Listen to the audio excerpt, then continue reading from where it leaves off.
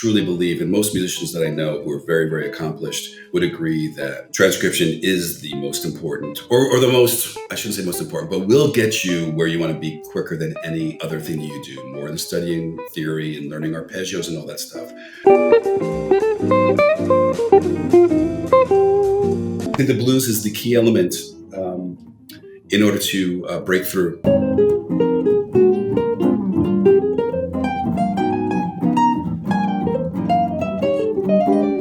I was no longer a jazz musician. I was just a working guitar player. I kind of liked it, using all the skills that I had learned over time and utilizing them in a way that didn't require me to be an improviser or anything like that.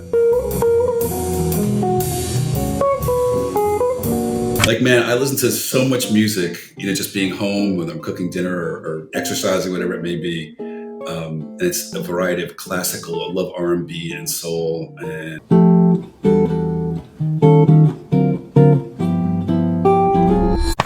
Barry Greene, welcome to the Rhynestone Podcast. How are you doing, my friend? I'm doing great, Banner. Thanks for having me. Of course. So, Barry, I'm so happy to have you. I first discovered you when I was in music school, and my professor at University of Louisiana at Lafayette, Dr. Jeffrey George, he pulled out solo jazz guitar arrangements and said, "You need to learn this. This is your homework today." And I devoured it. I loved it. It was such a wonderful book, and it taught me so much about chords and thinking and melodies and how to put tunes together. And I'll be honest, it's been 15 years since I've been in music school, but I still, even in the rock bands and things like that, I still use so many of the concepts from that book. And so it's so awesome to have you on, and I'm so excited to have this conversation with you. Yeah, it's my pleasure. I look forward to it. All right. So, Barry, there's so many different places we can go. And I want to start with somebody who has had a big impact on your life. And I would love to know, who is Vic Juris and why is he important to your story? Well, Vic is a childhood friend and was one of the greatest guitar players. And when I was a young person, transitioning from playing rock and blues and things like that into jazz, he just befriended me. And as you probably know, I would go over to his house and just play tunes with him, and he would be showing me some of the things that Pat Martino was teaching him. And this was all without any kind of money. In other words, it was just a friendly thing. And I was just so honored that he was giving me so much of his time, because he was such a superior musician than I was at the time. And, he liked the same people that I ended up liking. As I'm saying this, maybe that was part of the reason that I gravitated toward the same kind of guys, because, they reminded me of Vic, But he was just a super kind soul and always very supportive. And he helped me in a lot of moments in my life where, with job opportunities, always quick to recommend me for things that were going on in our part of New Jersey, which by the way, was only minutes away from New York. So a lot of times I'll just say I'm from the New York area. But yeah, he was instrumental in a lot of things in my life, and a lot of things that he probably didn't even realize that were very impactful for me as a musician. And what were some of the things that you learned from him? Well, as a young kid, the first thing I was taken by was his just technique. He had incredible chops. And I remember when I started hearing musicians like we're talking about, you mentioned, George Benson and Pat Martino, Joe Pass, guys like that. When I would hear them on the recordings, I couldn't even believe that it was real, because I was so accustomed to just listening to a lot of, rock guitar that had a lot of saturation, distortion and things like that. And even though I still to this day love, guitarists like Jimmy Page, I really, really do. I think he's one of the most brilliant musicians ever. The technical comparison between somebody like Jimmy Page compared to, Pat Martino was super striking to me. And it wasn't that I liked one better than the other. It was like, what is going on here? I honestly thought it was just some sort of joke he was playing on me, that the technique was so flawless and without any kind of distortion, which, you mentioned, obviously you're a player too. I mean, in the earlier days of my life, that was an easy way to kind of fake a lot of stuff, as far as, just to hide in a wall of distorted guitar sound. So to hear somebody without any kind of assistance, just pure guitar like I'm holding right now was mind blowing. So that was the first thing that drew me to him, for sure. And So one of the things I'm interested about in this relationship between you and Vic is you are obviously an online educator. You also are a professor of jazz studies at University of North Florida, like we mentioned in the intro. And what I'm curious about is what makes a good student for a teacher. And the reason I'm asking that is because I think you have it on both ends because you are this esteemed educator, but you also have had intense mentorships with some legendary great musicians like Vic. So, what would you say?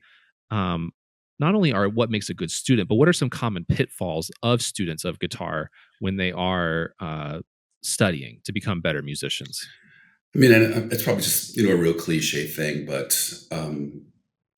people seek out people like myself or somebody like Vic, like I did when I was younger, because they truly want to learn. And that's honestly, the key element is that you're driven with a passion to become the best version of yourself as a musician. If there's any, something that's disrupting that kind of thinking in your mind, I just find that to be, a huge obstacle to becoming, again, a great or the best version of yourself you can. So the people, for instance, that I have at UNF, we have such a small program, and over the years, the guitar program has been kept to a minimum, maybe 5 to 6 students, and all of them are so dedicated, so killing. So, I don't have any kind of issue where I even have to think about the things that you're thinking because they all are such great students.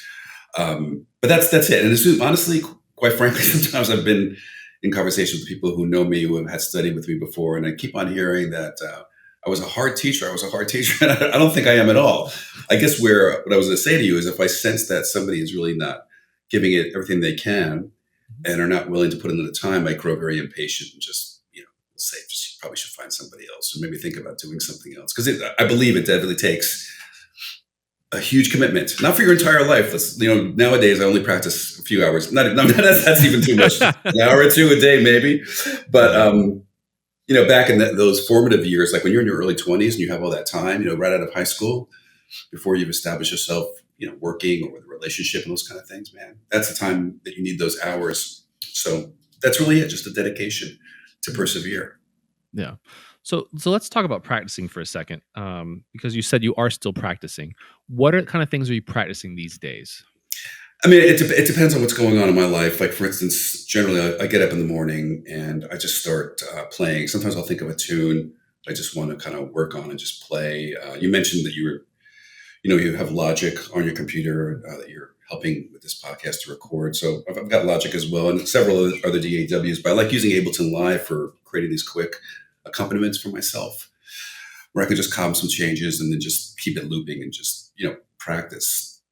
So yeah, sometimes it's just that picking a tune. I'm not really necessarily working so much on theory and things like that. Not to say that I don't have more to learn because I constantly am learning, but more routinely, it would be what I just described. And the other thing would be if I have a project coming up, whether it's a new recording with somebody that there's tunes I have to learn, or perhaps a concert that's coming up with tunes that I need to learn, and of course, material for my website, especially on some of the more, not the challenging tunes, but tunes that I maybe had not had under my fingers. Like, for instance, I'm just wrapping up a lesson on Confirmation by Charlie Parker and recognize that, man, I learned it a long time ago, but I reworked it because some of the stuff on it was really actually pretty hard to get on the guitar the way Charlie Parker played it. So things like that will take over my practicing. But on a routine day, it's just me playing through a tune or two. And when I say play through, I'm not talking about a minute. I'll have that thing looping for like a long time, just practicing and exploring.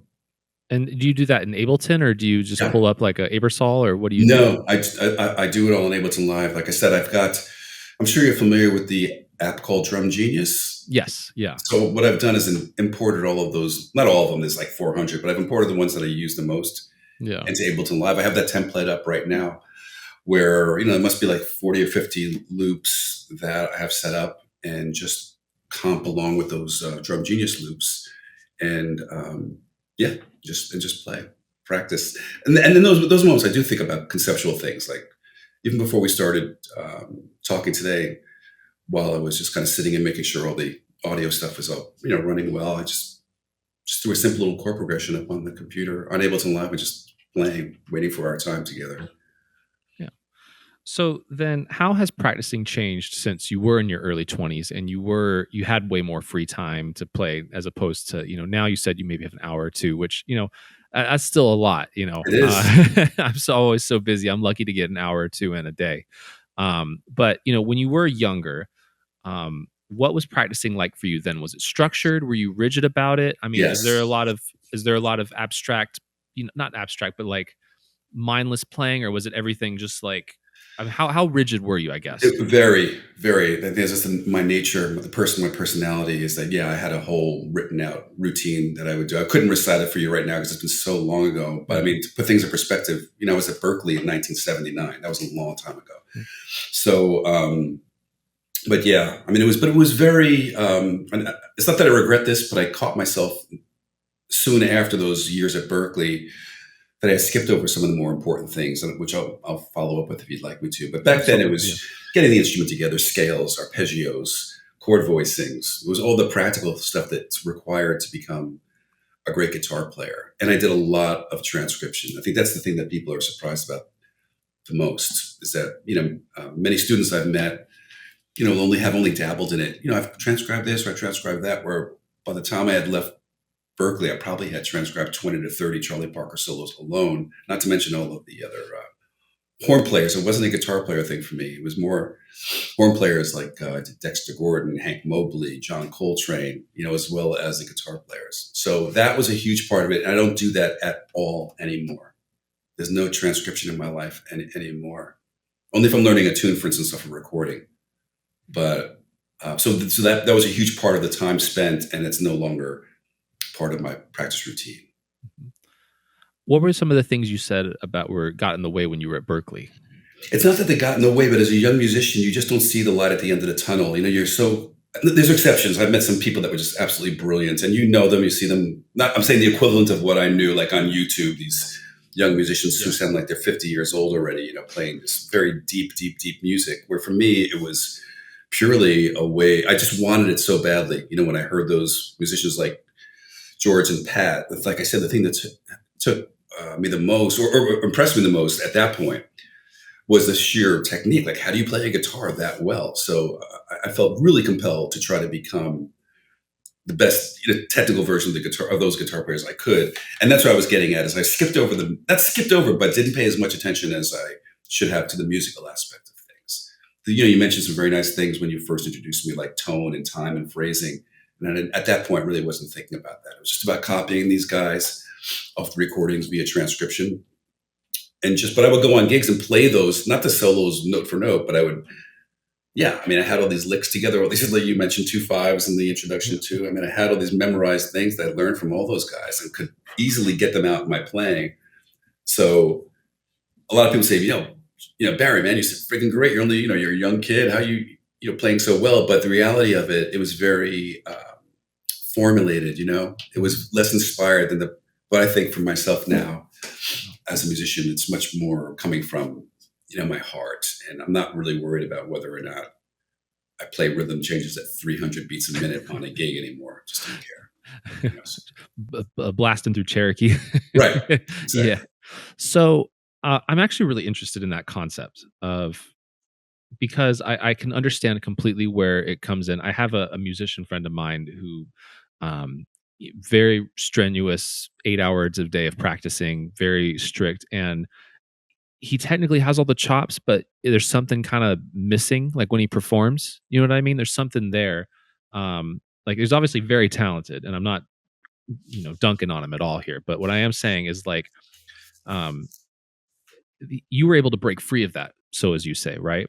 And so how were you able to go from quote unquote like a copycat of these players that you're transcribing? Because when I hear you play, I've seen footage of you at online on YouTube, and it's just, to me, it's just like I don't understand how you're not a bigger deal on the performance market, because you're just so lyrical, and the chords you play, and everything I see you in, you shine. And so to me, and I'm not trying to blow smoke up your butt, but I guess, how do you go from like that copycat into someone who, I'm not gonna, obviously I think you have a very original voice on the guitar, but how do you go from that copycat into having a more original voice, finding who you are, finding who you are as a musician? Uh, First of all, thanks again for all those kind words. I think that it's just a path of self-discovery. When I was younger and prior to learning jazz, when you just kind of in a pentatonic blues scale world, Mhm. where there was little thinking in terms of, okay, well, I can use this scale or this arpeggio, any of that kind of stuff. You just, as you know, you're a guitar player. A lot of us can go to a music store and in 6 months are playing gigs. You know what I mean? Yeah. So, and I found myself being able to be more expressive at that point in my younger life because I was dealing with such a small palette of information that I needed to access. And can really just play those 5 notes in a way that was really, really meaningful. Now, when I was introduced to jazz, as you know, there's so much, theory behind all of it. Although on a side note, I don't think that, the musicians that I admire, I'm not going to even cite guitar players, but Coltrane and Charlie Parker, obviously they're super knowledgeable. And it's been documented that Coltrane in particular spent a lot of times thinking about what we're talking about now, scales, theory, and technique. But those guys, when I hear them, were able to put that away when it came time to perform. And that's where I think I missed out. And again, it was just a path of self-discovery to find this out. I didn't have a mentor. We're not talking about Vic here because we're talking about things that are very deep. In other words, I could play the way I've just described to you, and people would say, "Barry, you sound great." And I'd be, "Yeah, okay, thank you very much." And I'd continue to work. But that stuff that's picking away at in the back of your mind, like, yeah, but I keep on just playing the same stuff that I'm ripping off these records. So somebody else, it might sound like that's amazing, but for myself, it was kind of unfulfilling. But I saw what I was missing again as I just got older.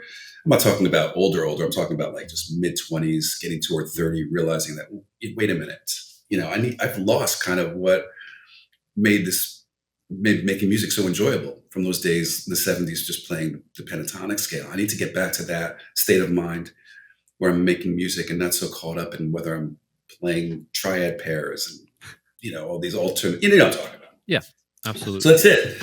But like I said, I don't feel like I had the guidance, and I don't think it's because friends of mine and fellow musicians and even people like Vic, I don't think it's that they couldn't see that, because like I said, to anybody else, it just sounded like I was on the right track and everything was going fine, because I was able to emulate those guys pretty convincingly at a young age, so I was accustomed to getting a lot of praise for that. But like I said, it was an not empty feeling like, woe is me, and I would go home in tears. It's just that like I said, it's a path of discovery. And once, you get there, and once you start recognizing that, then you have the best of both worlds, because now you're really, playing from the right spot, which is your heart. And you've got all of this material at your fingertips you have access to. It's a super liberating moment in your life. I'm not saying it's like an epiphany and all of a sudden everything just changes overnight, but you know what I mean. So when you're describing your friend, who's caught up in all the technical thing, I mean, look, I can't diagnose this from a mile away, you know what I'm saying? But it's likely it could be some of that. And I see a lot of, without mentioning any names, I see a lot of YouTube guitar players, do that. They just play super, super fast stuff, and it doesn't seem to have any kind of musical merit. I'm impressed, like everybody else, like, holy crap, how do you play the guitar so incredibly well? So again, that might be in their heart of hearts the way they envision music, and it gives them that self-satisfaction, like you're really presenting music. And I keep on doing this just to point to your heart. Yeah.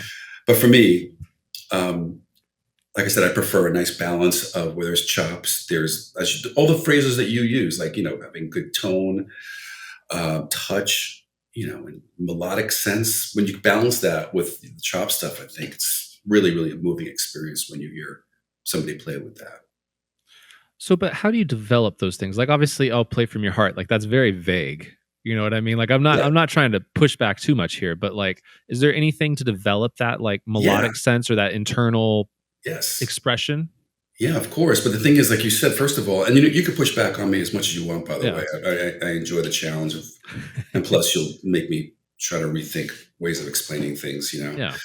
But yeah, it's all about, listen, it's all about, over our lives, mine is longer than yours at the moment, but you still have like absorbed thousands and, tens of thousands of hours of music in your ear, over that time.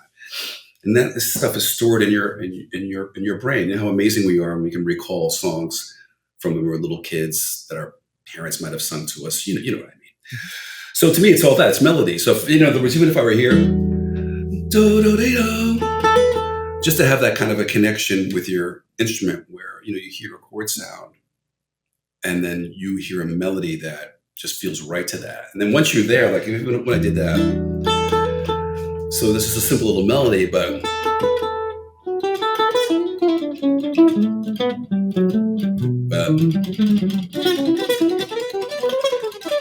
they have all that chop stuff ready to go if I needed to. But the out of that little, simple little demonstration, the most moving stuff for me at that moment was just continuing that motive that I created and creating an actual improvised solo versus the other stuff that I played, which is complete. I played that lick that I just played for you billions of times. Yeah. You know what I mean? So, absolutely. But that's it. It's melody, man. It's just concentrating on melody. And, on a side note, I mean, it's the same. You might have seen this on some of the videos that you might have checked out on me. But even if I had if for instance, if you saw 2-5-1 on a lead sheet, I played an E minor chord a minute ago, so I'll just stay there. My 2-5-1, right? And a lot of guitar players would probably play exactly that because that's what it says on the paper. And these are voicings that are kind of go-to chord voicings for a guitarist. But you take that same thing, or it's all melody. What's making that more sound better, I think, is the fact that there's a melodic component to the top of those voicings. So that, in a nutshell, is it. Just tapping into the melodic part of your musicianship. So many players struggle with plateaus where they get stuck and they're playing the same thing over and over again. And maybe they're just not inspired or they feel stuck. How do you personally work through those kind of periods? To be quite honest with you, I haven't felt that way in a long time, but I vividly remember going through that. And I could just tell you what worked for me. I don't know if this is the way to go about it, but when I felt that, I would, think about, a musician, whether it's guitar player or whatever it may be, and like a particular solo that I would think to myself, man, that just sounds so fresh and so whatever it may be. And I would go back to the transcribing thing. Like I said, I'm saying this with a bit of like reluctance only because I'm not certain that that's the solution. As an older person now, I would probably give you the whole melody thing again, just to try to sing melodies on these chord changes and come up with something new. But for me, when I did feel that rut, it was two things. It was what I just mentioned to you. I would look for another transcription that moved me of material that I hadn't studied before. Or sometimes I'd be playing and I would think, I'll use a name that we talked about earlier. What would Jim Hall do right now? What would Coltrane do right now? What would Sonny Stitt? What would, on and on and on, and try to get into somebody else's head and have a shift in the way you perceive things like phrasing in particular. So those are the two main things. I'm not sure, like I said, if either of those are the best way at the moment. Are those the same pieces of advice you'd give to like one of your students at UNF? Yeah, okay. It would be. Yep. All right. So let's switch gears here. You brought up transcription, which I think is it's a very hard but quick way to get better as a musician, because obviously you're putting new vocabulary into your playing, and you are also training your ear and to get better and better, so that you can make that mind guitar playing melody connection, right? How do you approach transcription? And it's especially when it comes to jazz, and there's all these fast passages and things like that. Charlie Parker obviously can blow smoke way faster than I can on a guitar, right? Right. How do you, especially like faster lines and things like that, like how do you break those things down? Do you use a pen and a paper? Are you going through, are you slowing stuff down? How are you approaching it? Well, remember, I come from a different generation before, any of the tools we have to do what you just mentioned, like slowing things down. This is before even CDs. So, but just one comment about the transcription thing, because what you had said is correct, but I want to place more emphasis on the fact that I truly believe, and most musicians that I know who are very, very accomplished would agree that transcription is the most important, or the most, I shouldn't say most important, but will get you where you want to be quicker than any other thing that you do, more than studying theory and learning arpeggios and all that stuff. Because not only is it what you just said, you're getting licks together and you're improving your ear, which is absolutely true. You're picking up all the nuance of these musicians that you admire the most. One of the things, let's put it this way. There are plenty of people that could outplay physically most of the guitar players we've talked about that I consider my heroes, but there's only one George Benson, and he's so identifiable based on what we're talking about right now. His sense of phrasing and sound it's incredible. I mean, it really is. Same thing with Wes Montgomery. All these guys that I admire, no matter how much transcription I would do, I'd never be able to play like them. And that's, I think that's a good thing, by the way. We're all so individual. So in other words, going through that whole process of recognizing, what makes these musicians brilliant, besides the fact that they have great lines and things like that, it's those things that are just out of your grasp. Do you know what I mean? So it is the biggest. Let me just rephrase it. It's the most practical, important thing you can do as a musician. I'm not even saying a jazz musician, as any musician, is to mimic your heroes until you're ready to say, okay, it's time for me to step out on my own. But to answer the practical question that you had about the fast stuff, I remember when I was at Berklee and I didn't really even know how to write music. So I did use a pencil and paper because that's what we had. This is before finale and all that stuff. But I remember writing just the note heads in the measure, no stems, because I didn't know how to dictate or to notate the rhythms. It was completely clueless. So I was just putting note heads in these measures. And when it came to the stuff that, like you pointed out, those fast passages, particular by Charlie Parker, who even today, there's no way I could play even now. It's just, anyway, so I would skip them is what I'm trying to say to you. But what was interesting though, without any tools like slowing things down and that stuff, I would recognize that, hey man, this solo is really super important. It's probably one of the most, beautifully stated pieces of improvised music ever. And I would go back and do the same ones and find that all of a sudden I could hear those faster passages. So over time, I mean, really for me, it was like, holy crap, my ears are really, you improve, whatever that system in your brain, you get better. So a lot of times people will ask me, what do you think about the slowing down thing, all that kind of stuff. And I don't have the answer, but intuitively, I feel like you shouldn't do it, because based on my own experience, your ear grows naturally just from repeated listening. And I kind of feel like it's almost like you'd be kind of negating that whole thing by slowing things down and never challenging your ear. You know what I mean? But it's one of those things I can't be certain about. Yeah. So like, I'll give you an example. One of the songs I am very, very, very slowly working on is Race with the Devil on the Spanish Highway by Al Di Meola. I'm working on that song. And I just, I want to get my alternate picking chops up. And obviously I try not to make this a guitar podcast, but we're both guitar players and people can follow along for the ride. But the notes are just so fast that for me, it's just like, it's so much easier to go on YouTube, drop it down to half speed and at least pick the notes out, because a lot of it's not necessarily like the ear training. I mean, part of it is the ear training, but the bigger part of it is like the technique. That's what I want to glean from Al Di Meola, right? Like I want to take elements of that and put it into my playing. So I think of it as a, I guess I could see it being a double-edged sword though, because obviously it is like, you are robbing yourself a little bit of it, but I think if you do bring it back up to tempo eventually, you still gain some of that phrasing and knowledge to a certain degree. Yeah, I mean, I can't argue. Like I said, I'm openly saying I'm not certain, but I'll tell you one quick experience where I saw the negative side of what we're talking about. And again, I'm not counseling you on doing anything different than please counsel me. No, but I remember this is secretly a free guitar lesson. I remember we were preparing for a concert. It was with the great saxophone player. His name is Seamus Blake. He's an amazing saxophone player. But anyway, we were covering a recording with Michael Brecker and Pat Metheny. Forget what the name of the record is. It has the word time in it. Time is the essence, I believe. It's okay. That. Yeah. So it was an organ trio, basically, and Metheny and Michael Brecker. the tunes were really great, man, but some of them were a little tricky. And I remember, without mentioning any names, because these people are all friends of mine, that this person did what we're talking about, slowed the tunes down to notate the heads of these tunes.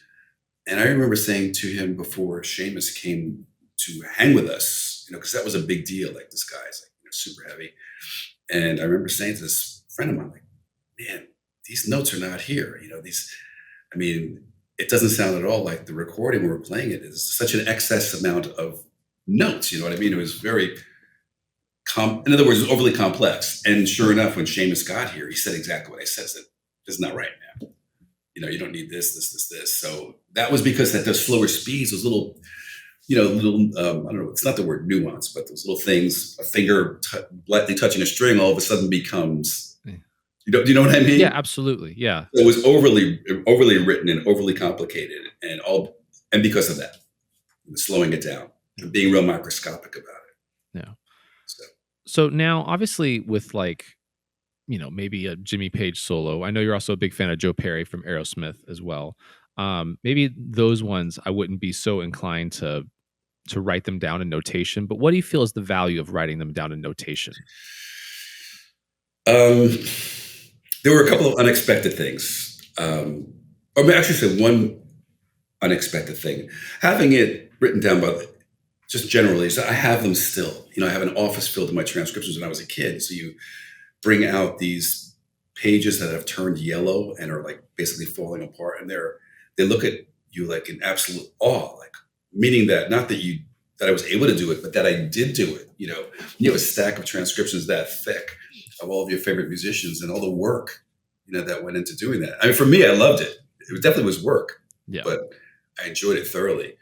Where a lot of people, like you're talking about right now, it's so easy to turn on YouTube. It's so easy to download the PDF. It's so easy to slow things down. And I'm not, again, I know I sound like an old guy, but I'm not. I'm open to the idea that this is just equally as, it's going to work equally versus the way that I did it, which is more just getting your hands dirty more. You know what I mean? Mm-hmm. But to answer your question, the thing that I was surprised by is it increased my ability to recognize rhythms, like when sight reading. So, I can look at a page now and just look at, rhythmic figures and know exactly how they sound. And I will tell you a story. I don't know if you know who the saxophone player Joe Lovano is. Oh, yeah. Legend. Right. I don't know how much background you had other than, working with, in Lafayette. Yeah. But in any case, so Joe, we were rehearsing, and I remember us rehearsing for the students. He wanted to have an open rehearsal, and I was going to accompany him on the concert. I remember just reading a tune down. He flat out said, "You were like the best reader on guitar I've ever, worked with."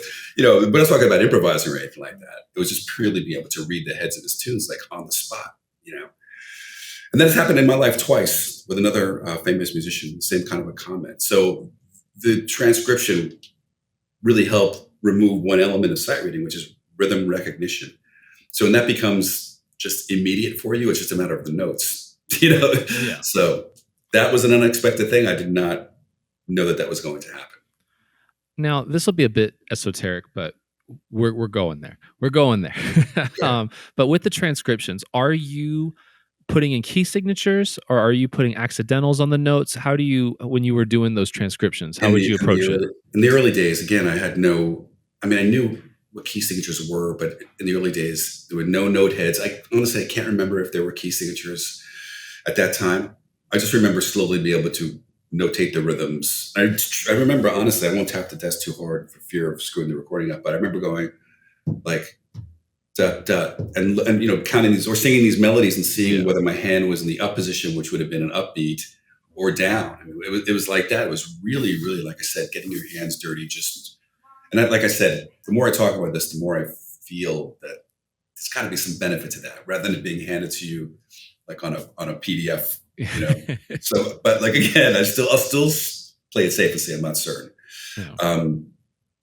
So like again, it was a thing in progress to the point where my handwriting got really, really good, and I was notating these beautiful transcriptions with key signatures and all sorts of notations about this is a chromatic 2/5 here, this is the tritone sub of this, and all of that. But in the beginning, it was like some serious Stone Age methods of notation. And then also, again, giving more esoteric with guitar and jazz and transcription here, but I'm genuinely curious. Were you also transcribing anything else besides the soloing? Were you ever transcribing like comping or bass lines or anything like that as well? Or was it just strictly solos? It was mainly, I would say 90% just solos. There'd be occasional, like I remember I was doing a Benson solo on a blues, an F blues, and he played, there's his fourths, but on the blues scale. And that was in the middle of a solo. I was like, oh man, I'm definitely going to be learning that. But no, I didn't. I did one Joe Pass solo.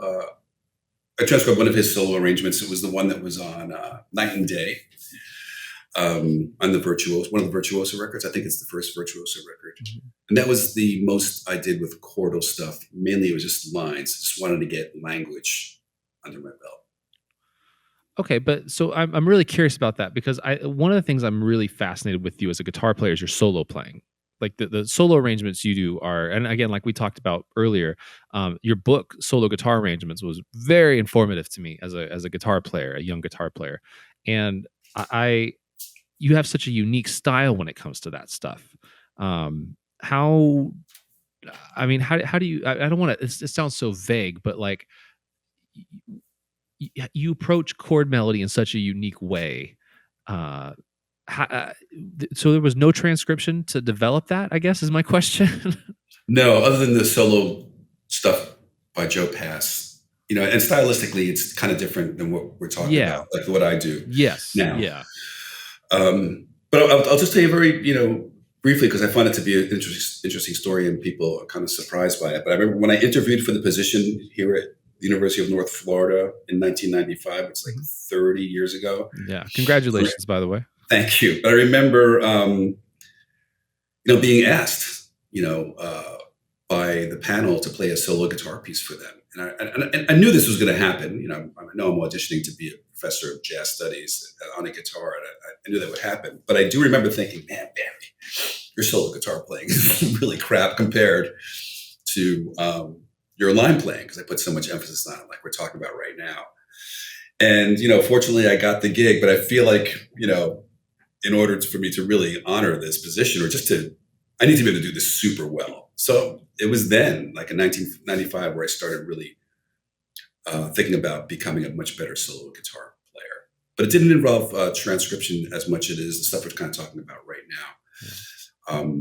Yeah. Thinking of things in terms of melody and letting that be the driving force versus just phoning in chord shapes that you just know when you see them on a particular page. So, and like anything over time, all those years, talking about 30 years again, so it becomes what it is now. But it was a process for sure. Describe to me that process.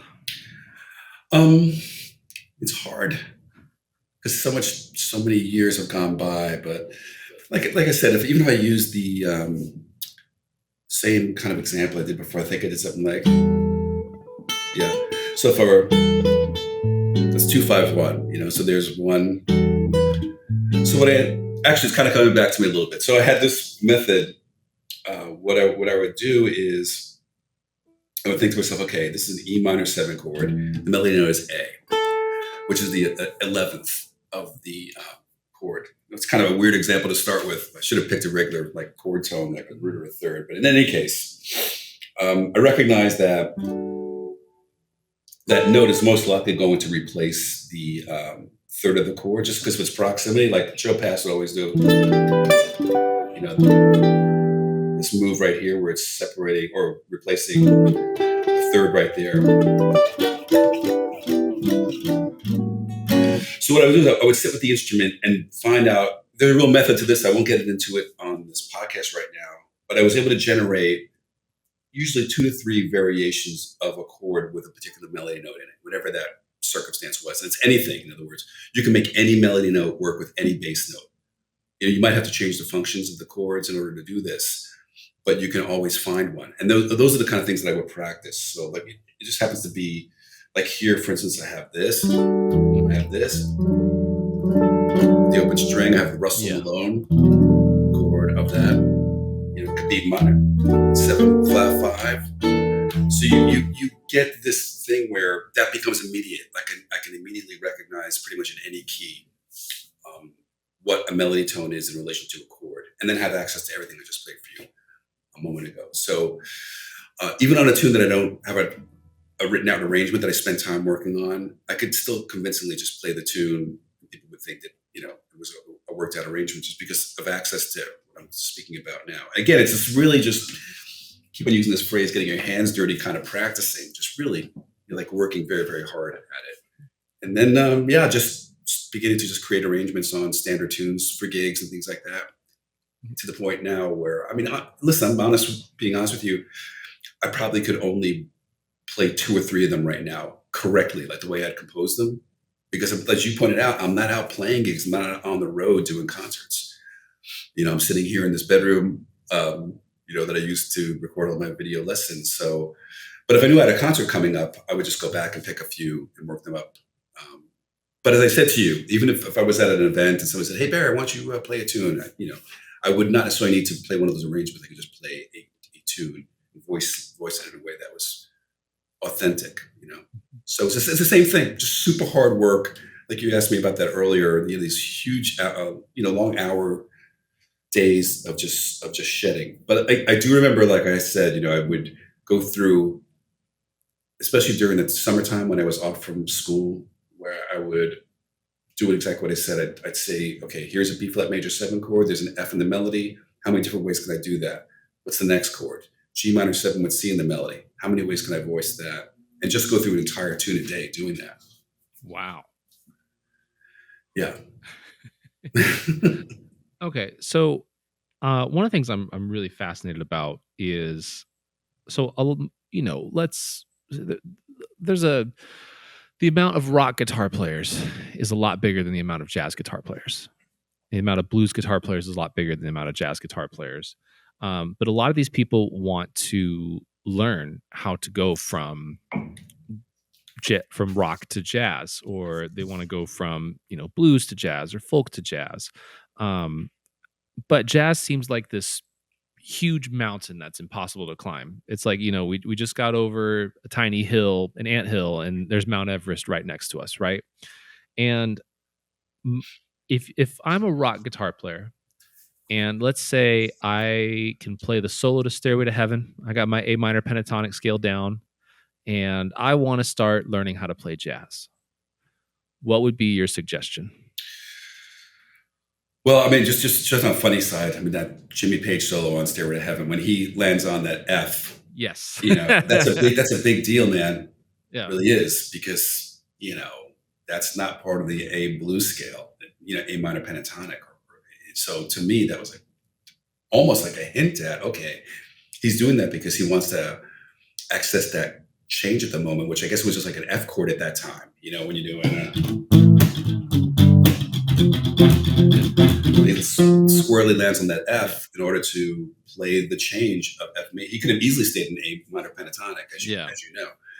So to answer your question, though, using the blues is the simplest way of going about it, because out of all the styles you just picked, including the folk guitar player, blues is such an important part of just about every type of music that we play, especially American music, obviously. So there's so much overlap in all that, and plus just the idea of the built-in phrasing of a blues with it's question and answer kind of thing between the first 4 measures and the second 4 measures, with a kind of a closing statement on the last 4. You hear that in every great rock guitar player and every great jazz guitar player and every great blues format. If you're so.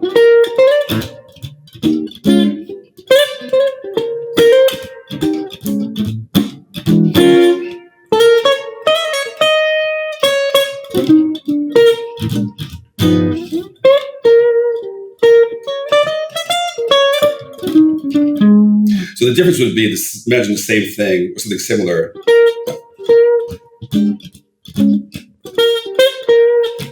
It's all the same, man. Yeah.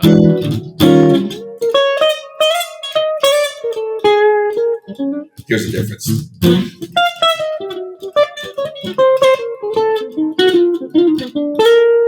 So what you're hearing there is like that in that 2/5 section. You have that jazz language that incorporates a lot of chromaticism and very specific outlining of chord sounds. But the first part, without the bending and the over exaggeration I was doing to kind of mimic what a blues or rock guitar player would sound. Mm-hmm. I'm doing this in a very kind way, by the way. I'm not trying to be, mocking it all. No, you're not. You're not at all. You're not at all. But that's it. So and listen, I'm not trying. Let me just say that I have a really good free lesson out there, like on how to do exactly what you just said. And it really comes down to just understanding that these 2/5-1 progressions, or particularly how dominant chords work in jazz language, meaning that versus the kind that you would like these diatonic sounding ones, like here, like the first moment where that moment there where I played an E7 chord into the E flat 7, mm-hmm. That's not part of the typical, blues language. And I could have blown just a blues scale like I just did through that sound. It'd be fine because it's such a powerful sound. But a jazz musician would more like a 3, 4.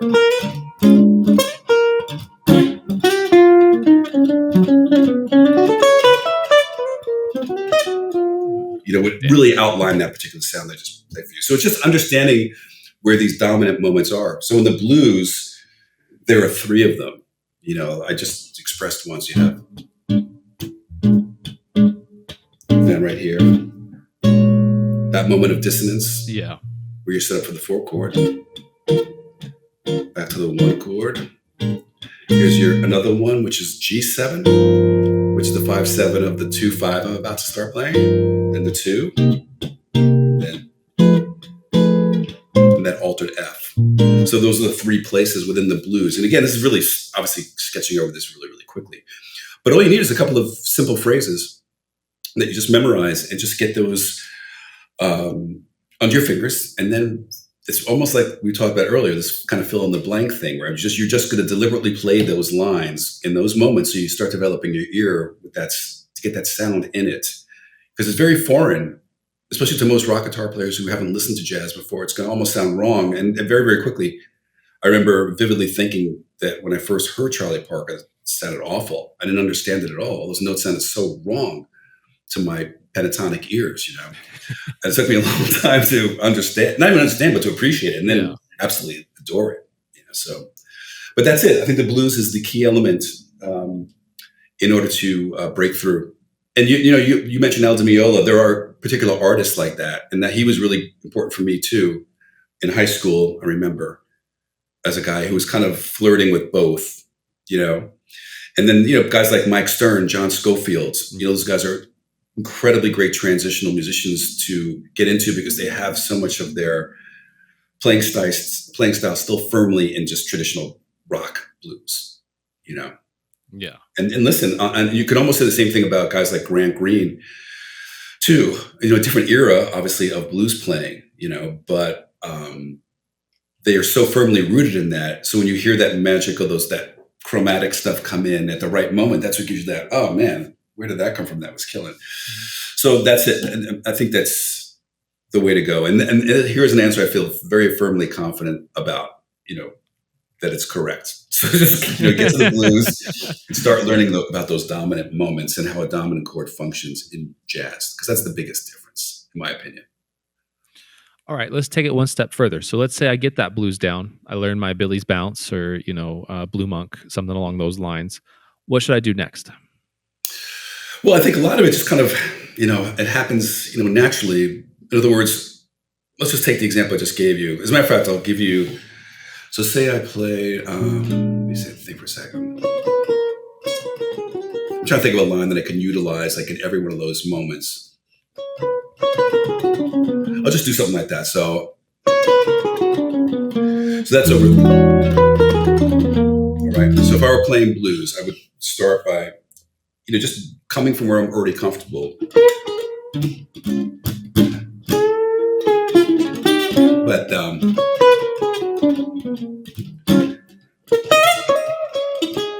then the same spot.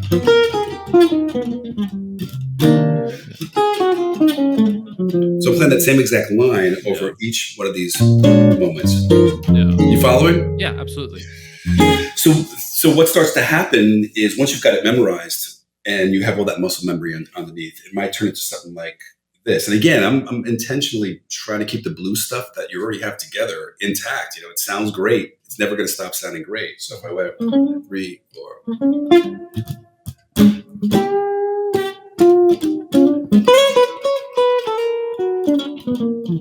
So now I'm paraphrasing the line.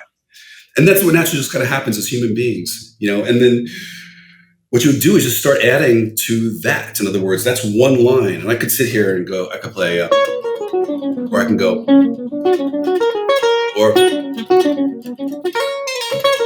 in other words, you can come up with all these different variations based on that same phrase and generate tons of language out of just, one line. So, but then you go to your next solo and you transcribe another solo and you just love this one particular 2/5 and you go through that same process. Again, I'm skating over a lot of things that I would normally teach like on a one-to-one lesson online. Yeah. There's a little bit more to it as far as how to do it, I'm explaining. But the method is exactly what I'm describing. It's just developing, incorporating more language into your playing, getting it to a point where you have control over it so you can start manipulating it, that make it so. When you said to me that, you think I have a style or a sound of my own, I think it was something like that you had said. It's from that. It's taking from the people that I, just loved as musicians. But the process was what I just described to you. It's verbatim playing, then it transitions to something that's uniquely yours. But that's it. That's the method, man. I'm again, it's another one of those moments where I'm firmly confident in saying that it's the most effective way to get good fast. Yeah, y'all got to get a lesson with Barry, and I might be after this podcast. All right, so I'm really fascinated with something that you've brought up a few times, which is sight reading for guitar. So I do quite a lot of production work, and I also tend to do sessions for people, and I do things. I've maybe done 40 to 50 sessions in my lifetime, and I've never had reading called for once, thankfully. That's, I know people who are like that. Usually if that's brought up, I say find somebody else. But it's never really come up. In 2025, what is the importance of sight reading for a guitar player? Well, look, you already made the point. It's just the music industry is such a different animal right now. And, those days, such great stories. And there's a lot of stuff that's on, Netflix and Hulu and all that stuff about those glory days of studio sessions where, that was a requirement, man. You had to do that. And the fact that you had just said, you would willingly turn something away because you don't feel, that you have that together enough to do that. That's to me, like, in other words, that would be unheard of in the 1980s or 90s. Yeah. Just get that together because that was such a big part of it. And people, like I remember vividly, people are writing tunes. You would be handed, a handwritten piece of music in a studio, and you would play it. But back to the, I think, more important thing is just the whole idea of, places like Los Angeles, obviously, in particular, that whole studio scene, and hearing, legends like Steve Lukather talk about what that was all about. And that, again, on a side note, I don't know if I've ever heard him say, yeah, I was an amazing reader. I imagine he was, or still is, but his ability to come up with parts is legendary, and that's another aspect of it. But you're right. And it's hard for me to convince students nowadays the importance of reading because I can't give them an example of where it's going to come into their life other than what I just mentioned to you before. Like, in other words, if, I had started a band with some accomplished jazz musicians, I know for certain 100% I'm going to be getting some stuff in the mail, email of charts, and they're not going to have tab on them. That's for sure. So yeah, if I wanted to quickly get this music together and be what I consider to be a well-rounded, accomplished musician, it's just part of it. It would be the equivalent to me that you could speak English perfectly or any language like we are right now, but not be able to read it or write it. Yeah. So could you get by? Yeah, of course. Yeah. But like I said, it's very hard to make that case when, like you just pointed out, I've had so many students say that to me. It's never come up in my life, other than in school. So I don't know what the answer to that is. Yeah. Just hope it doesn't come back. You're going to be caught like with your pants down, so to speak. Yeah, the only two times I've ever seen sight reading was when I played in a big band in college. That came up a bunch because there's single line stuff on the guitar and you got to learn it. And that was I got yelled at several times for not knowing how to sight read it. But I went home and worked it out, but and made sure I had it memorized before the next rehearsal. And the other time I've seen it pop up is it wasn't me, but it was another session friend of mine who was doing movies. Apparently, a lot of movies, like orchestral stuff, if they're pulling a guitar player, and they'll write out single line stuff for that. But yeah, I mean, honestly, like most of the things I've done have been, um, I've been like come up with parts. Now, granted, I'm in Atlanta as well, so there's a lot of rap and R&B and stuff. So that's parts is kind of the thing, right? Like it's parts. But it is one of those things that's like it feels like it'd be so nice to do and learn how to do and have that skill ready to go. But at the same time, it feels like there's so much other things to practice as well that it's hard to prioritize that. Do you know what I mean? Yeah, but look, if it became something in your life that was necessary, you'd find the time. Because like anything, and you've been doing this. It's consistency. It's not so much like the amount of hours necessarily, but if you practice sight reading, I'm not advocating you do this, by the way. Yeah. But you've practiced 10 minutes, 15 minutes a day. That's way more than just on a Saturday afternoon trying to read everything you can get your hands on. It's just consistency. But I will tell you just really quickly, two short stories. This includes Vic, so it'd be a nice way to get back to him for a quick second. But I remember I think I'd done 2 years at Berkeley and was home for summer vacation or whatever it may have been. And Vic had recommended me for this gig where they needed a guitar player to play in this. It was like a show band. It was like a Las Vegas production. It was in Valley Forge, Pennsylvania. And I remember going out for the audition. I told you, 2 years earlier, I was just writing note heads on paper, transcribing. I was really very not great. And I remember sitting nervous as could be, because the guys that were in the band were much older. When I say much older, I'm talking about 30s and 40s. Now they could be my kids' age. But anyway, but I remember when this music was placed in front of me, it's just like, what? Like things in 2/4 cut time, rhythmic values that were really completely new to me.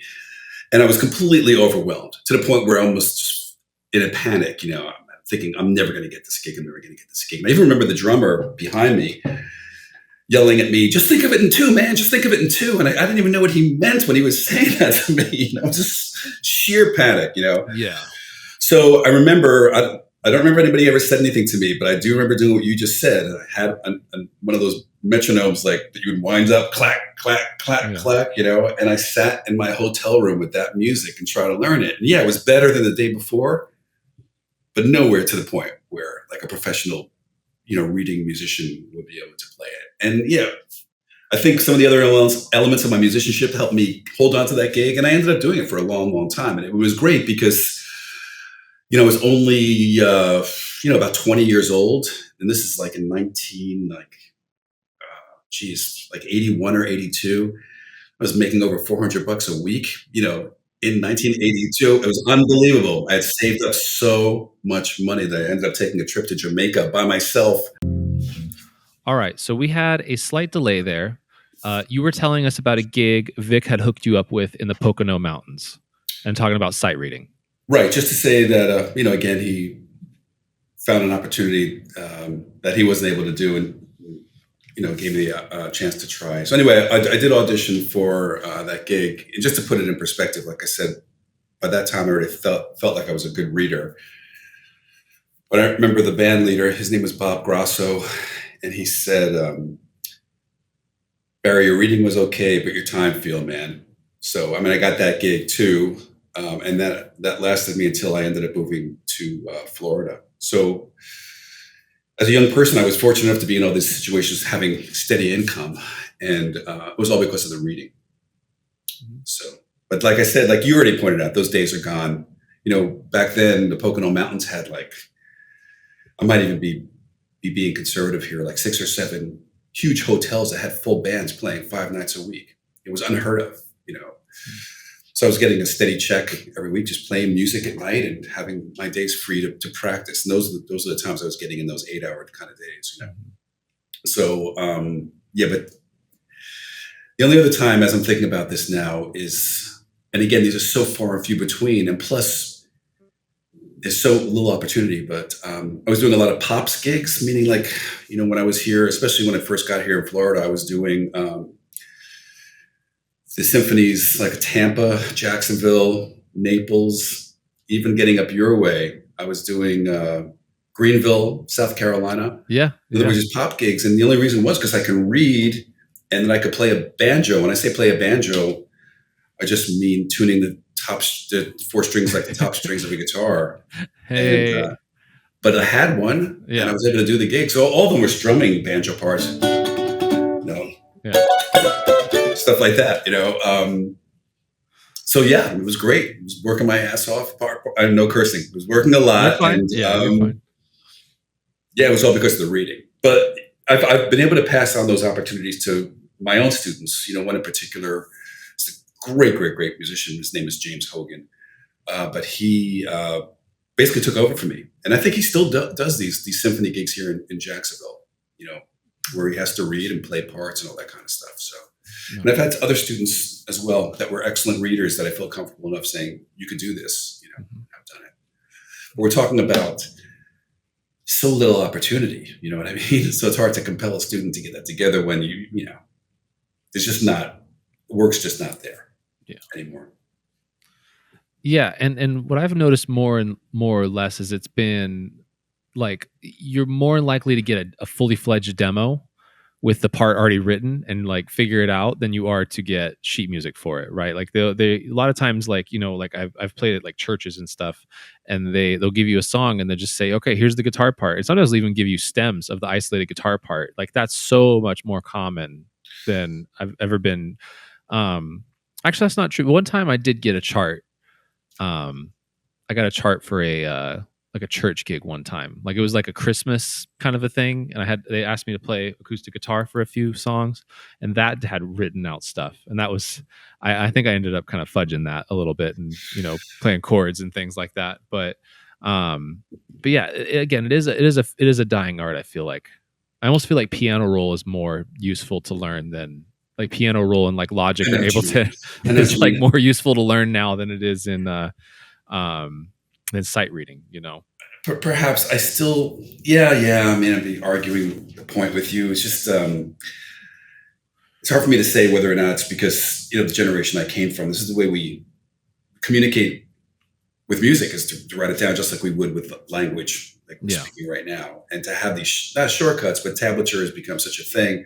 Yeah. Between you and I wish it wasn't so much. I mean, I get it. And I do understand how it's helpful, especially to help you visualize where things are played physically on the neck versus seeing a G and not knowing where on earth the person might have been playing it. But man, the amount of time that I spend even on my own website having to, you know, make sure the tablature is all right, that's much more time I'd much rather devote to something else. You know what I mean? That makes sense. So, and plus, you know, I mean, the video is right there. You have the video like right in front of your face. I mean, how much more hand-holding do you possibly need? I'm not trying to be mean because I love the people that are on my site and the subscribers, and, you know, I'm so happy that they're with me. But that's an element of it that, you know, it's almost kind of in the same thing as we were talking about earlier, where, you know, having so many tools that are helpful, but in a way are also detrimental, you know, and you're pointing it out several times where you kind of, you know, balked at doing something because you didn't feel comfortable with the reading aspect of it. But, you know, all those kind of gigs, I don't know. I'll say this last thing about it. What I liked about doing those, especially the symphony gigs, the Pops concerts, I remember doing them like one of them was themed on James Bond music. So you had all that great old like 50s guitar, you know. That would be a reason to learn. Like if it was like learn the James Bond gig, I understand that. That's cool. It was great. But the thing is, it was hard, you know, because it's not just, like you said, it couldn't just send you, you know, a track of the guitar and just learn it. It's really orchestrated with the rest of and that's the thing where, like, you know, you mentioned you've been in a jazz band, and it's a very, very specific, like 1, 2, and then the direction is just like totally like pocket, like visually, where an orchestral conductor is not. They place the beat down earlier so the orchestra can follow it because the time is always moving. Yeah.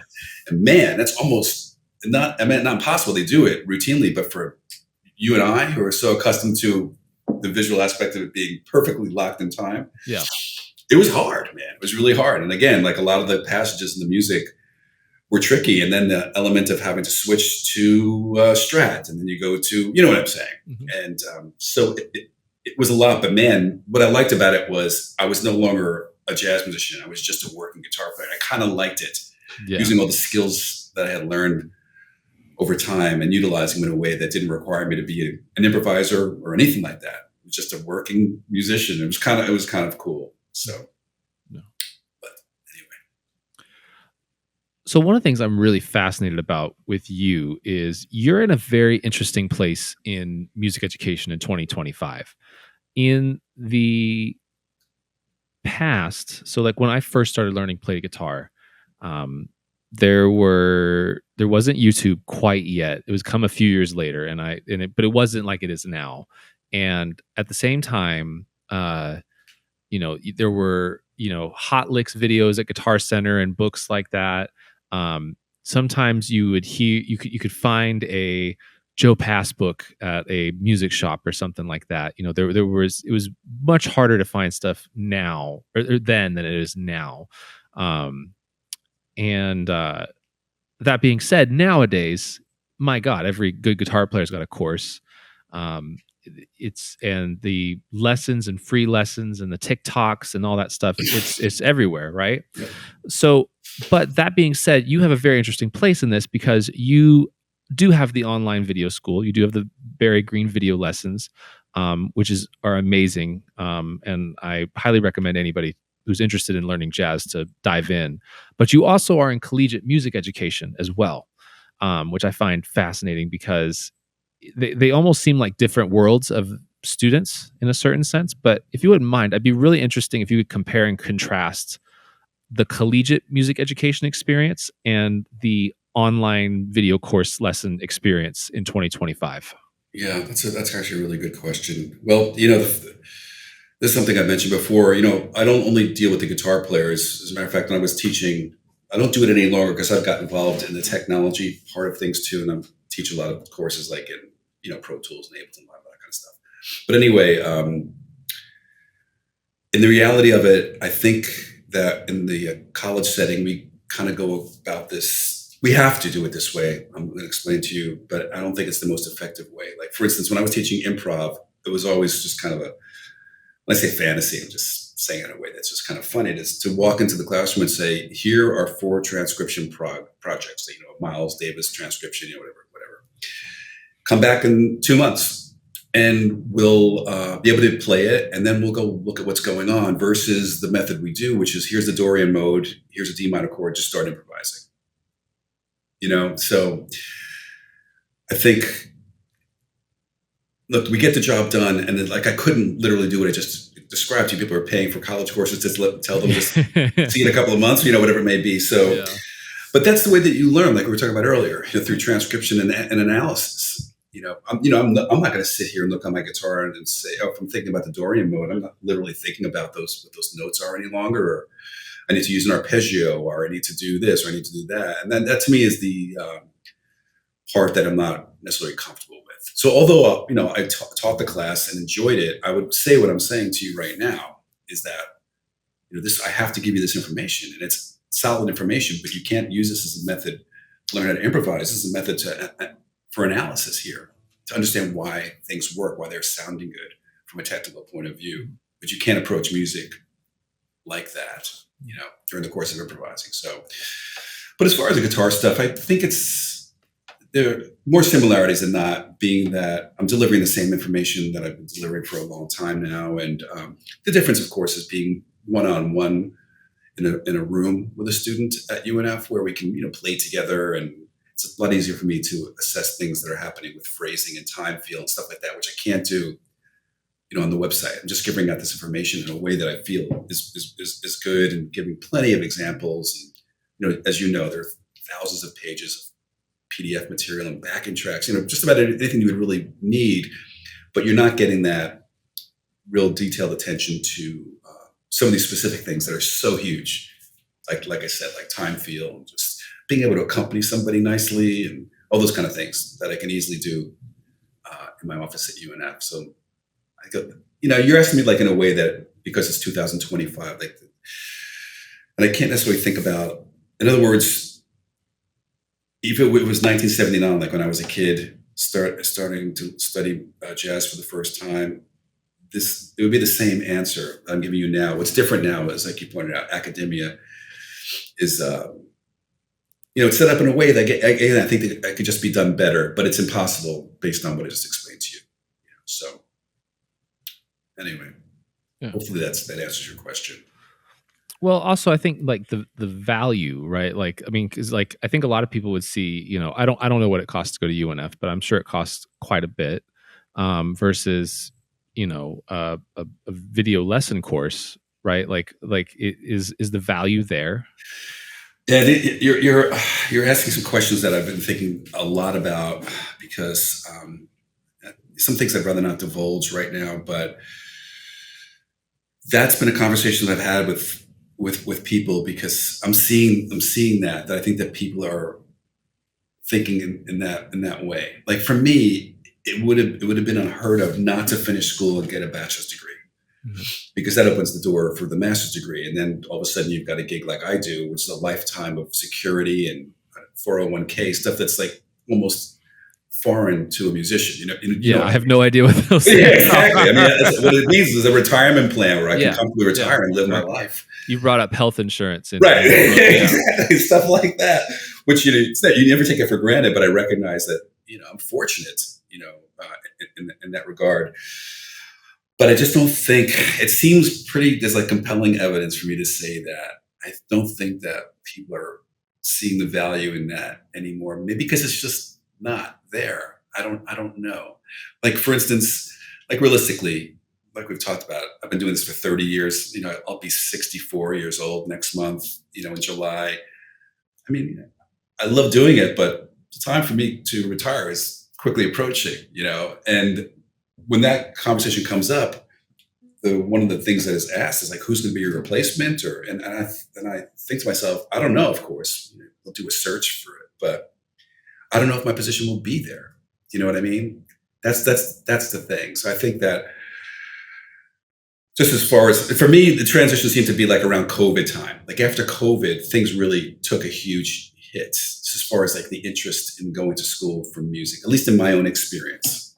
So it's like I said, Banner, it's a hugely insightful question. And I think that people are thinking in terms of what you said, like, hey man, I can go just hop on Barry's site for a few months, get tons of information. And it costs me like a minuscule amount compared to a college education.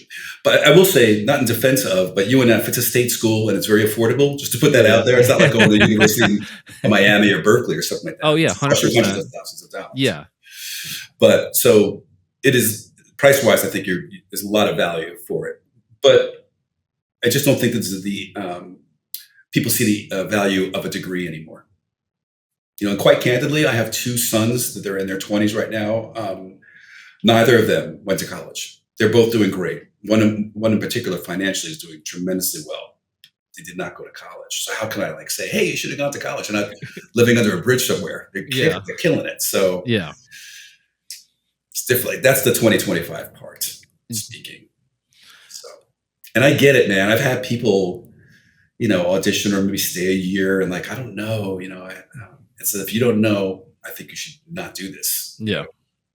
Because I'm not going to waste your time. And plus I don't want to take this valuable moment in your life where you have time is you'll have the most of it at this very moment in your life. I'm not going to rob you of that by worrying about losing a student. You know what I mean? I'd rather see somebody be successful and fulfilled in life, so, but yeah, we're there for sure. Yeah. Sure. So. Yeah. And I asked this from a place of personal, I guess, so I went to music school for 2 years and, I had a very good time. I learned a lot of great things. And, again, like I said, my professor pulled out your book, and that was like super insightful to me and how my play and the chords I choose. Even, I don't really play a lot of jazz these days, but, the rock and hip hop and things, soul music, like a lot of that stuff I still pull from your books.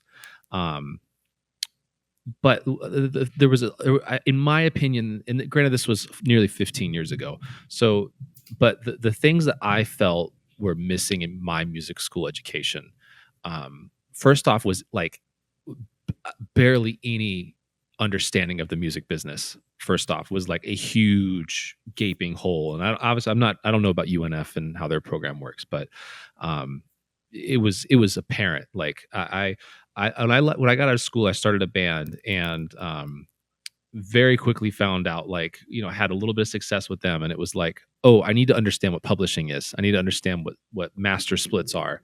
And, I paid all this money for music, and yeah, I could play other stuff, but I felt like I was very lost in the music business side of things. That was probably the biggest one, because if you don't understand how the music business works, it's very hard to make money as a musician, but then the other thing I found really kind of, and I've heard this has gotten significantly better in the last several years. I've talked to quite a few people, but was music technology. And like, if you're a musician planning to make it in 2025 now, you have to understand how a DAW works, and preferably multiple ones. You need to understand how Logic works. You need to understand how Pro Tools works, Ableton Live. And you need to understand, like, you don't need to understand like how to perfectly mix something or master something, but you need to understand how to get a clear signal into an interface. And you need to be able to, provide effects if needed and things like that. And at least in my musical education, I feel like those two things were super lacking. And I feel like they were very big struggles to get over once I got out of school. But it's a weird thing for me. it's a weird. I'm at a mixed place with it for sure. Yeah, well, to answer, what you didn't necessarily ask me, but we do have a music technology program, and there is a course on music business. I don't know what the curriculum is as far as the music business course goes, but I will say that I've had conversations with the person who teaches this particular class, and he knows about my website and that it's been successful. I've been shocked. He's even said, "Hey, would you be willing to come in and do a lecture?" I said, "Yeah, I'd be happy to. I enjoy talking about it." And he's never asked me to do it. It's been kind of surprising, because here's somebody right in his own house that has been real successful outside of, UNF.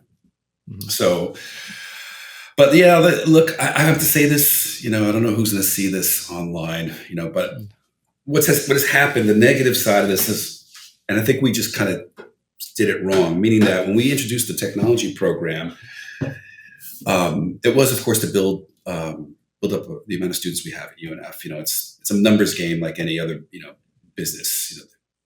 So in that way it worked. We got a lot of people, but the problem was that here's what a typical day, like at the auditions for the jazz program, like the first day we started the technology program. So you'd have somebody come in, and they would audition for the jazz program, and maybe it wasn't a great audition. And again, we are a small program, so we have limited access, and maybe they just didn't get in. And people, I'm not going to mention any names, people would say, "Well, why don't you just do the tech program?" So what started happening was that this became like a place for like all the kind of dropouts. You know what I mean?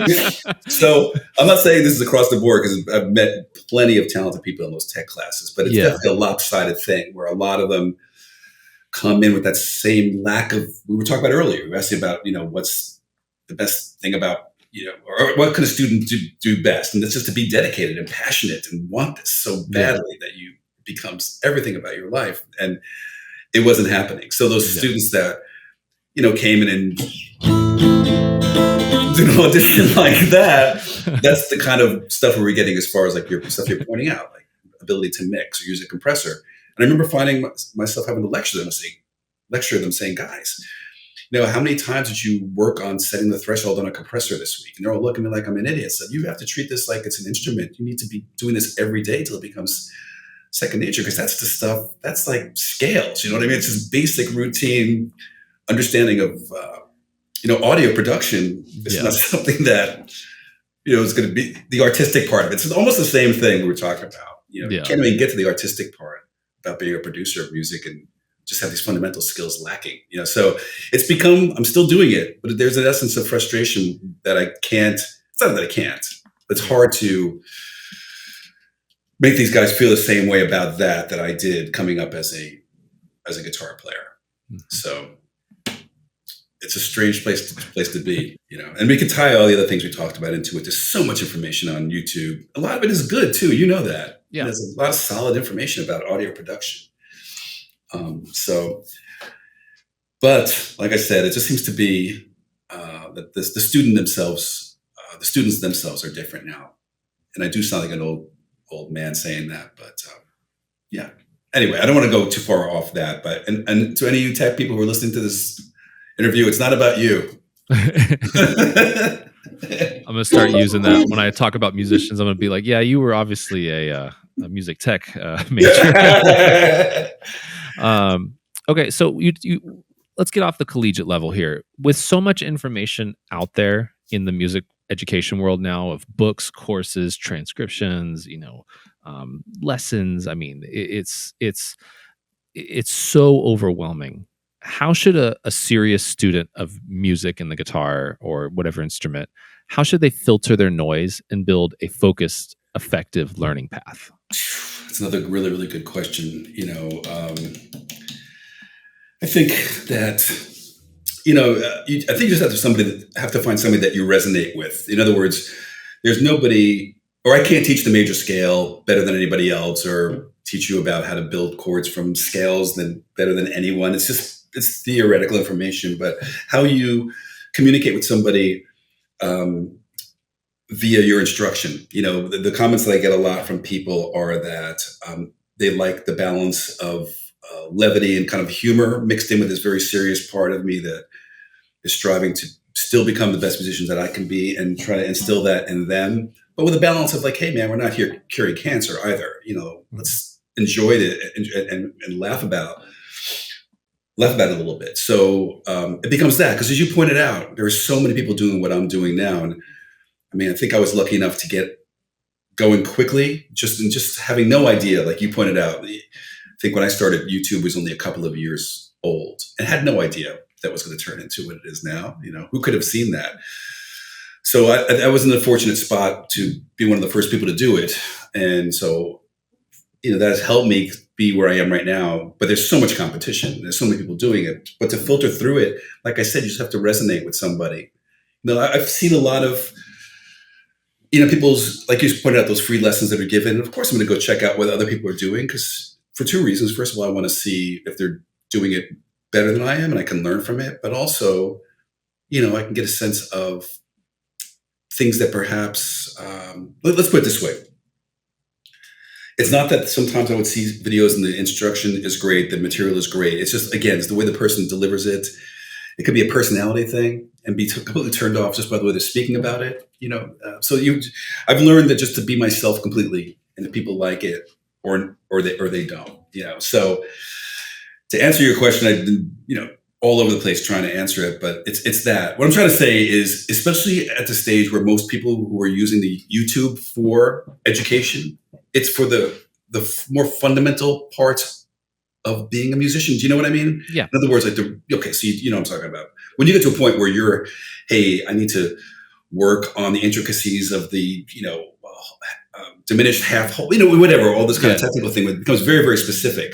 It'd be a lot harder to utilize the, YouTube for that. You'd have to really seek out very specific information. But these general courses are just designed to get people interested in music and to buy their products and, et cetera, et cetera, et cetera. So I guess what I'm trying to say to you is that I don't think that there's anybody who does it the best, because the information is so accessible and it's so much the same across the board that it has just to be somebody that you resonate with, whatever they may be, and listen, I've thought about this a lot too. If a 20-year-old gets online and sees my stuff, I mean, the first thing might be, man, this is an old dude, and might think, he's gonna be totally out of touch with what I'm interested in. But then it could be, this guy's got a lifetime of experience too. And maybe I should be open to the idea. So it's just kind of stuff like that. Demographics, an element of all kinds of things. I don't want to get into like some uncomfortable subjects, but people like people for a certain reason. And you know how like sometimes you'll hear somebody speak and you're immediately like, oh, this guy's totally jive. Yeah. No matter how great they're playing. So, I mean, I guess essentially the filtering system should just be the way you react to a person's personality and the way they deliver the material. Yeah. All right. So last question of this main interview portion. Do you have any regrets on your journey as a musician? It's another really, really great question. I mean, there are some things that I would do differently. Wouldn't consider them a regret, but things that I recognize now I could have done better. I think I probably would have ended up in the same spot that I am right now as far as my ability to play the guitar, but I could have done certain things, I think, more efficiently. And I try to let people know that when those kind of moments arise when I'm teaching. It's like, this is a pivotal moment right here for me when I understood this. So please take this to heart, those kind of moments. But, you know what? I know it's so lame to say, but I don't have any. I've been very fortunate, everything is, from those first days of getting those reading gigs we talked about all the way to sitting here with you, like on the verge of retiring after a 30-year career at UNF. I have a lot to be thankful for. So regrets are rare. All right. Well, that is the main interview portion here. We're going to do a little rapid fire questions. First thought, best thought. And then after that, I'll give you a second to bump anything you're doing and we'll finish up. Sound good? Yeah. But before we go, I know that you can edit this right now. So yeah. I don't know how good I'm going to be at this. So just that. Oh, that's fine. That's fine. You might scratch this whole portion of the interview. So we'll see. No.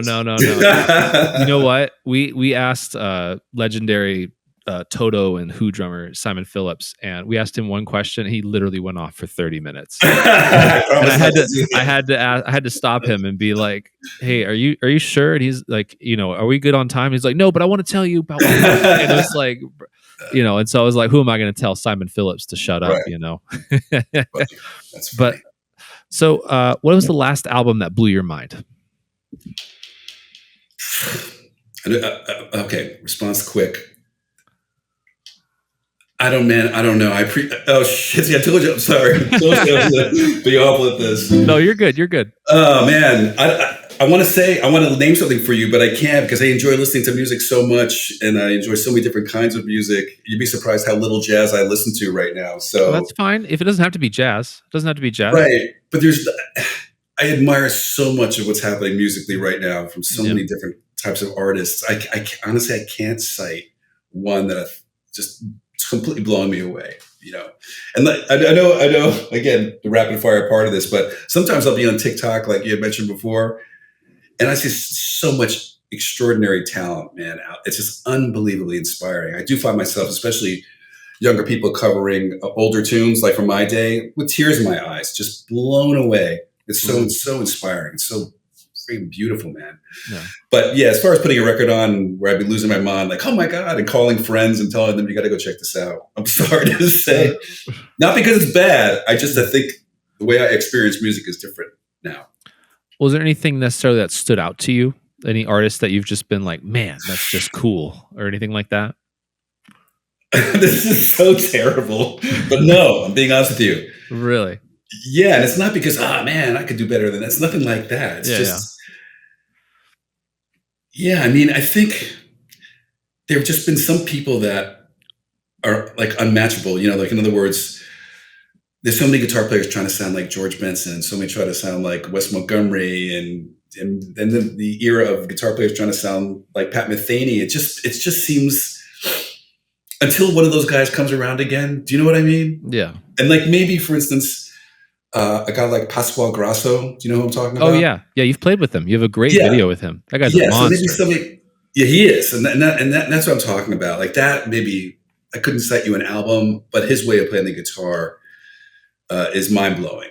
So that would be a good example. But again, these giants that I admire so much, in most cases, are just absolutely untouchable. So I don't feel that experience you're talking about. I love everything. I mean, I love what Dan Wilson is doing. He's another young guitar player. I love his records. I love his music. But again, it's hard for I feel like all of us are in the shadow of the people we've been talking about, and I think that Dan would, I'm so stupid for saying stuff like this where he could possibly hear this, but I think he would say the same thing, that, because his hero is Benson for sure. And he would easily say to you that I'll never be George Benson. Do you follow me? Yeah, 100%. So yeah, anyway, that's it. All right. Let me say this one last thing. Like, man, I listen to so much music, just being home when I'm cooking dinner or exercising, whatever it may be. And it's a variety of classical. I love R&B and soul. And, sometimes I'll just say, hey, without saying Apple's assistant's name out loud so we don't go down that thing, play me a Brad Mehldau playlist or a Peter Bernstein playlist, whatever. I mean, you get all these different pieces of music that I would not have heard, versus asking for something very specific. Yeah, and it's all incredibly great, but I've never been like, what did I just hear? One of those kind of moments, like it was when we heard Eddie Van Halen for the first time. I was like, what? Yeah. So when you ask me that question, that's what I'm looking for is a moment like just absolutely mind blowing. But like I just said to you, there's so much good music out there. It's really inspiring. All right. So who is a guitar player that deserves more attention? Whew. I think that the people that I think they're getting the attention. It's just it's going to take a little more time. But I mentioned Dan Wilson, who I've actually got a chance to play with too, and Cecil Alexander is another young guitar player. Oh yeah, he's a beast. His same generation. Yeah. Like we're already, so him. So I'm saying they're already getting the recognition they deserve. And I will say, I remember being at a restaurant in Jacksonville, just sitting at a bar, having a beer and some Chinese food, or I may have been. And I was on my phone just scrolling, and Cecil came up. I had never heard of him before. And I put the phone to my ear. I was like, what? Kind of like we're talking about right now. I mean, this plays the guitar so well. I remember right away messaging him on Facebook, like, man, Cecil, you're killing. My name is Barry Greene. He goes, Barry, I've learned so much from your videos. That was really a sweet moment that I won't forget. But I think he's one of the, obviously it's not even up and coming. He's, as far as like the style of music that I enjoy too, that very blues rooted style of guitar with a lot of articulation. What I'm talking about? Absolutely. Versus a lot of more modern guitar players are very, just the picking part of it. It's almost very even. Yeah. Where it doesn't have that, like when I think of guys like Cannonball Adderley and Charlie Parker, it's very punctuated, and that's how the guitar players that I've always admired sound like. They sound like horn players. So I hear that in Cecil, obviously. And so I can't think of anybody who's not getting the recognition they deserve. And I'll say this with a pointed finger, like an old school teacher. If you're not getting the recognition you deserve, you need to put your stuff like out on YouTube, TikTok, Instagram, like every day, until people start noticing you. There's no excuse anymore. Do you know what I mean? Absolutely. To not be noticed. Yeah. I mean, I run a podcast, man. That's the whole thing. I have to put stuff out. When we grow the most, when I put things out consistently. Right. So exactly. It's right. That's, I don't know if you notice or not, but I try to put, sometimes I'll get to a streak where I've done it every day. If I'm sitting here just pressing a tune or whatever, I'll just turn my camera on. Everything's all set up. I've got my DAW all templated out. It's just a matter of just starting to play and just throw it up on YouTube every day. And like you pointed out, it brings a lot of attention to you. So, yeah. If you lost all of your gear in a tragic house fire and had to start over with only $1,000, what would you get? Oh, man. Man, I'm in a position where I could just call Benedetto guitarist. No $50,000 guitar for you, Mr. Greene. Not $50,000, but I'd have another guitar in my hand in a minute because. Assuming you couldn't. I don't know. I mean, that's a great question. If it was just to have a guitar where I can just return to gigging immediately, I'd probably just get like an Ibanez archtop. I think they're really well made. I've seen a lot of my students have them. Hey, let's see, where's my, it's put away, but I have an Ibanez Art Core. That's like my main axe. Yeah, they're super consistent. Super modded Art Core, and I love it. I use it for everything, and I get so many compliments on it. Right, it's got a great sound, and again, very, very affordable. There are other like brands, but the Ibanez seems to be very consistent as far as necks and playability. And probably just get $1,000, man. It's not much left over for an amplifier, but the guitar part, that's what I would go. Okay. What is a concert you've attended that surprised you?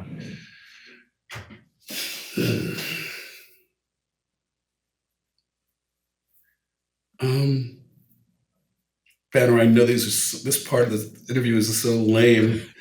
I can't think. I don't think I've ever been like surprised. I think the people that I've gone to see, my expectation would have been high based on listening to their music, whatever. And I don't think I've ever been like necessarily surprised.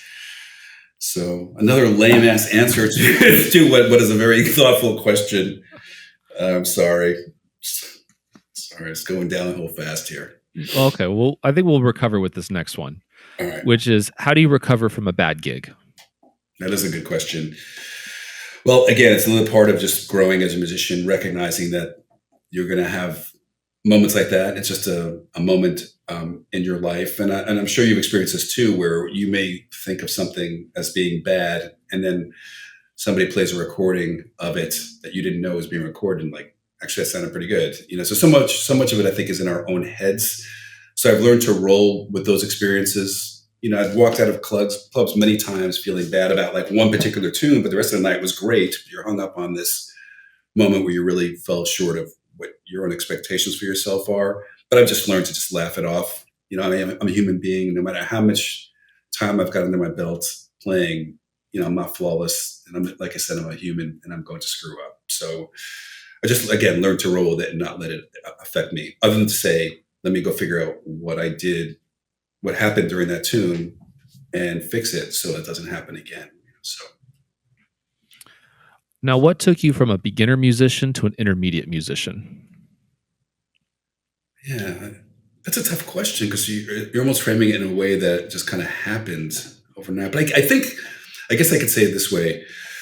It's one thing to be sitting in your bedroom by yourself playing scales and arpeggios, whatever you're working on. I'm not making fun of any of those things. I'm just saying what people do when they first start to learn an instrument, playing along with records, whatever it may be. But as soon as you start playing with other people, that's when you start realizing where your weaknesses are, and they become super striking, and all the work that you might have done in your bedroom practicing, you realize, wait a minute, none of this is helping me think of an introduction to this song, or how do I, end the song? How do I transition into this part of it? All these things that you just don't become aware of until you're playing with other musicians. So I think that would be it.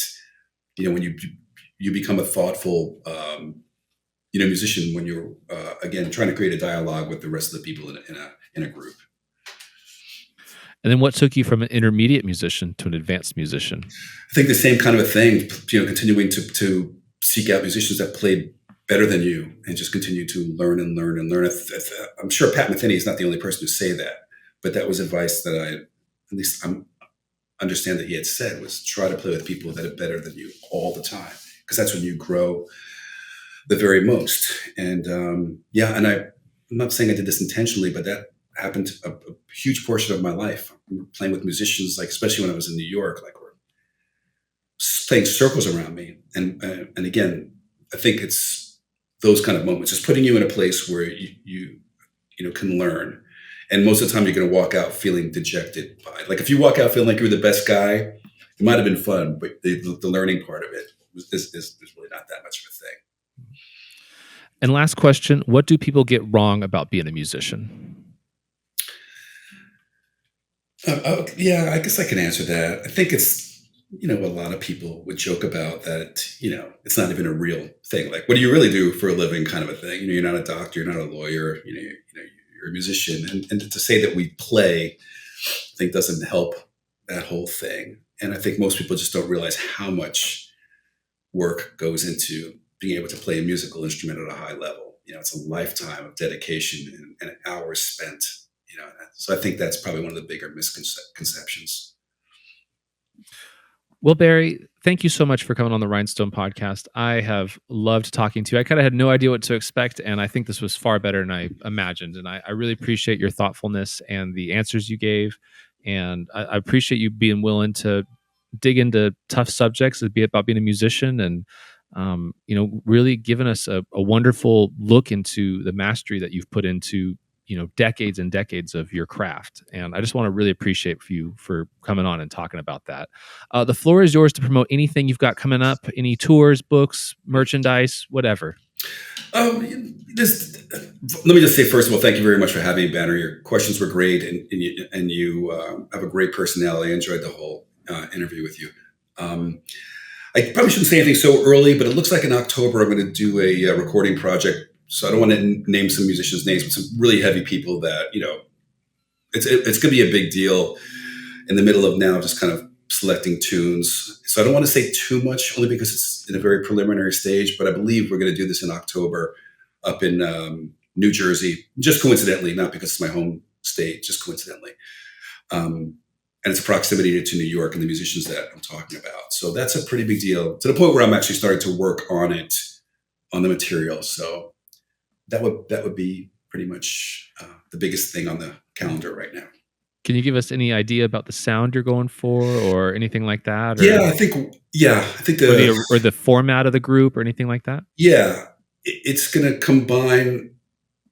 I have somebody, a very close friend, who has a huge name recognition. Has won Grammy Awards and that kind of stuff. Who's kind of producing this for me and has a thematic idea about how to do it, rather than just doing another CD of just my own tunes. You know what I mean? So his thought was to commemorate, I guess is a good word for it, the people that have been the most meaningful to me. So I'm going to be doing tunes that were made famous by the guys we talked about: Wes, Grant Green, Benson. There's a Metheny tune in there. I want to do a tribute to Russell Malone, who we just lost. Yeah, he's a really great friend. So I think we're toying around with different titles, but that's the essence of it. But it's going to incorporate some organ trio stuff. Again, organ player, you probably can already guess who it may be, and a quartet with piano. And this particular piano player is somebody that's incredibly important in my life for a number of reasons. But again, I don't want to say too much. It's so early that I'm afraid that something could fall out from the bottom. You know what I mean? Oh, yeah, absolutely. But everybody's on board, and I'm super excited. And it's nice to have somebody to help you, to make these musical calls versus, so all I have to do is think about playing the guitar and not have to think about putting the album together stylistically. You know what I mean? It's really nice and super, super comfortable. So. Yeah, I'm usually that guy. I'm the producer guy. So okay. That's what I do. So I mean, I'm the one. Oh, we need strings. I know who to call, and I'll arrange it. Cost this much money and make it happen. So right. But again, yeah, Barry, thank you so much for coming on. We definitely will do a round 2 sometime in the near future. Maybe when the record comes out. Do something like that. Yeah. I just want to thank you, and everybody go check out Barry Greene. BarryGreene.com, I believe, is the website, right? That's my homepage, and it will take you to Barry Greene video lessons if you're seeking out the lesson material. And grab a lesson with Barry, grab his book. If you're a guitar player, I cannot recommend his solo guitar books enough. They were really life-changing for me as a musician and as a guitar player. And Barry, till next time. Thank you, Banner. Enjoy the rest of your night. I'll talk to you soon. Absolutely. Bye. Bye.